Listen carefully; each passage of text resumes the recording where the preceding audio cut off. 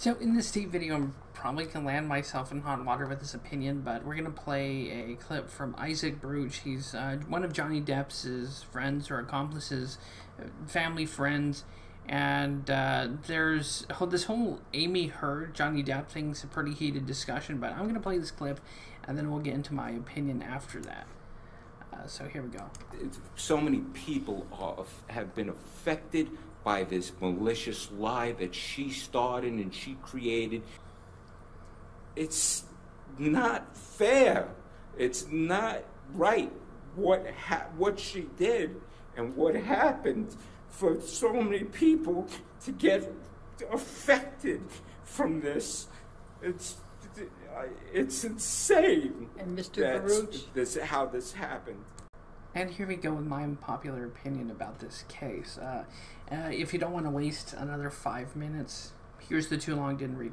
I think Amber Heard smelt money, and I think she orchestrated all this horseshit to get a lot of money out of Johnny Depp. She orchestrated this because she found a way to try and manipulate not only the court system, but public opinion in her favor to make, what is it, the lawsuit up to like $100 million? And allegedly, it came out in the court that, or the story, the rumor is that she emailed herself stories as kind of like a journal before she even met Johnny Depp. So she was concocting this bullshit before the relationship even started. So she was laying the groundwork and the narrative for this long before this like shit had hit the $100 million lawsuit like fine bullshit.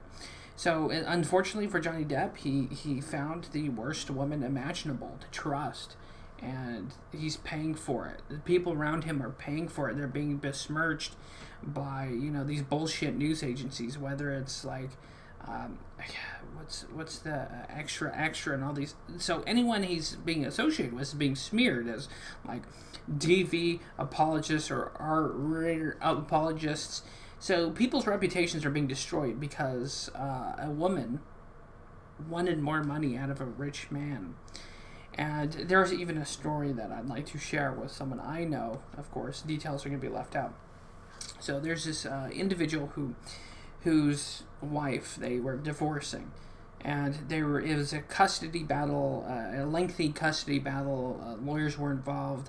But the wife's dad was like sheriffs or deputy sheriff high up in the police.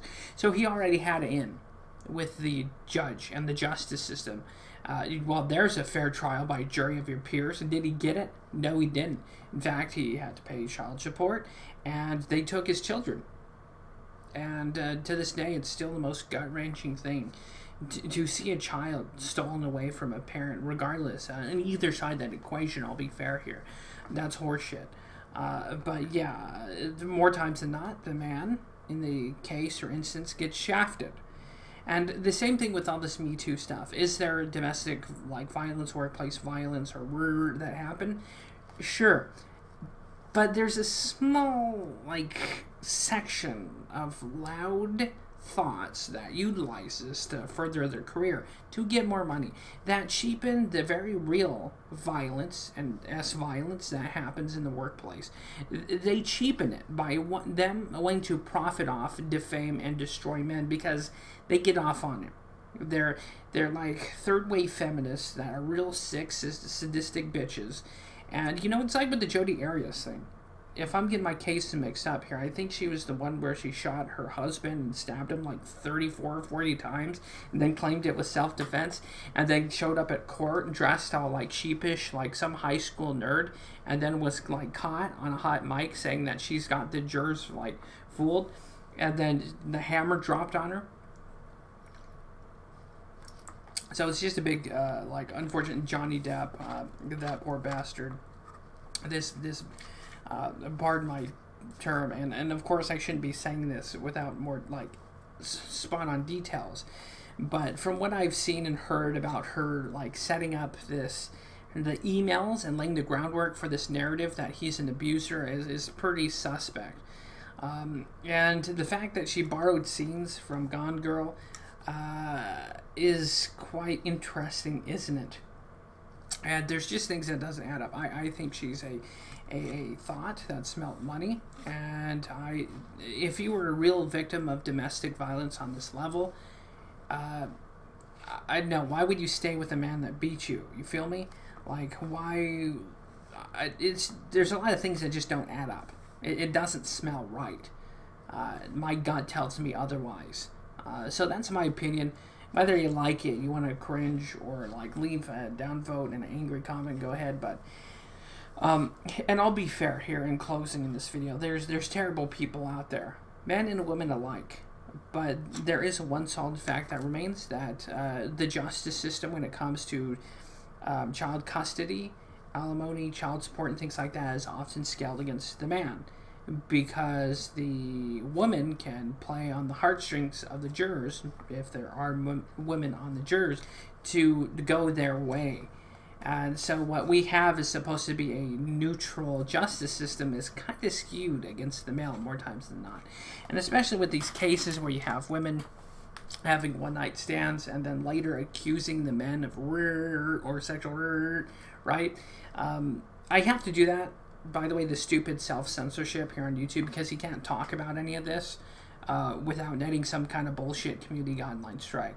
But to get back on track, there's people who will have one-night stands with men, accuse them of something, or trying to Me Too them because they either have money, or maybe their politics didn't line up with their third wave like feminism bullshit, and then they're just an attempt to destroy a man without murdering him, because it's the only legal way you can like murder a guy financially.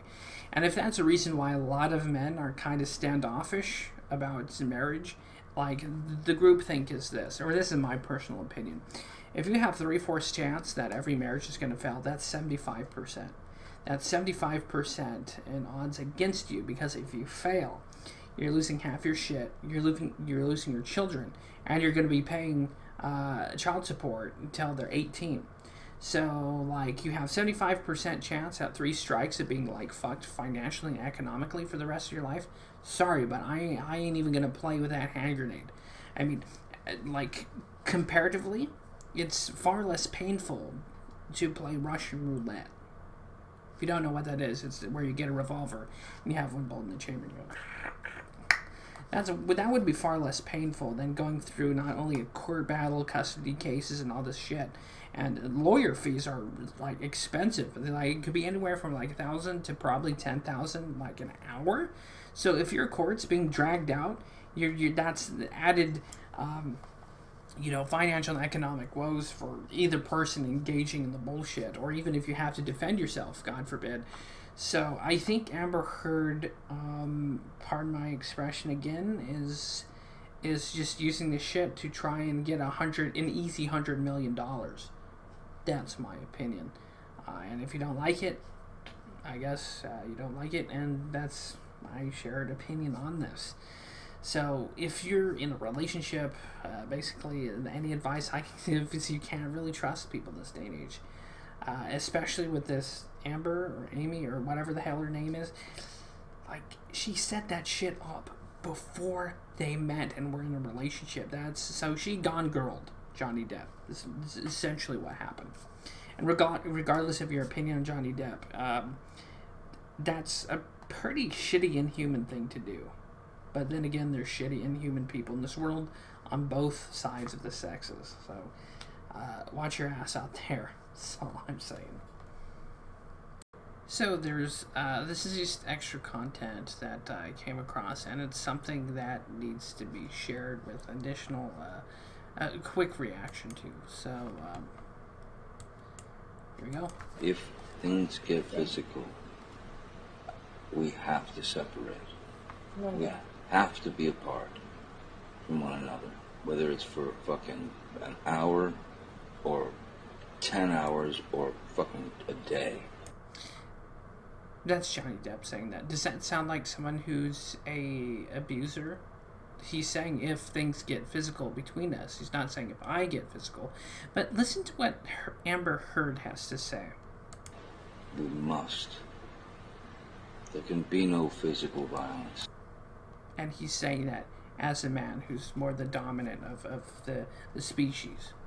But listen to what Amber says. I can't promise you that I'll be perfect. I can't promise you I won't get physical again. God. So she's already justifying her own violence she's inflicted, allegedly, against Johnny Depp. That's what this is. And now she's saying, let me just rewind this back again so you can catch that. Perfect. I can't promise you I won't get physical again. God, I fucking sometimes get so mad I lose it. And there's the morbid double standard. A woman can be physical against a man, be physically violent, but as soon as the shoe is on the other foot, we're all of a sudden supposed to believe all women and he's a pig, destroy him. That's just this whole double standard shit here, and yeah, I ain't buying her story. Patriotism is dead. There's only rebels and tyrants now. Strange.